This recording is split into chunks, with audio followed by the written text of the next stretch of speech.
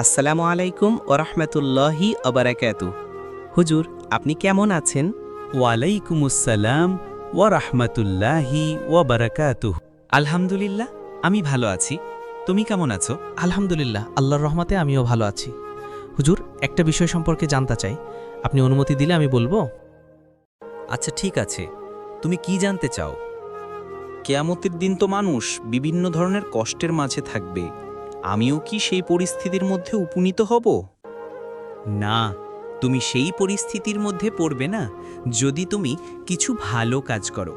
তুমি কি শুনতে চাও সেই ভালো কাজগুলো?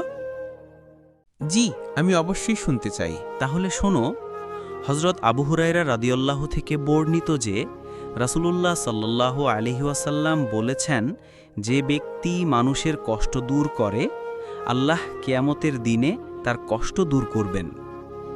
অর্থাৎ কোনো মানুষ বিপদে পড়লে তাকে সাহায্য করা কিংবা কোনো সমস্যায় থাকলে তার সমস্যা দূর করে দেওয়া, এটা এত বড় সওয়াবের কাজ যে কিয়ামতের কঠিন দিনে আল্লাহ আমাদের জন্য সহজ করে দেবেন।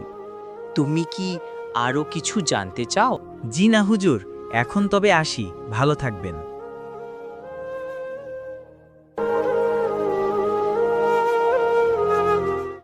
এই ধরনের ইসলামিক ভিডিও পেতে ডেইলি দিন ড্রপস বিডি সাবস্ক্রাইব করে পাশেই থাকুন।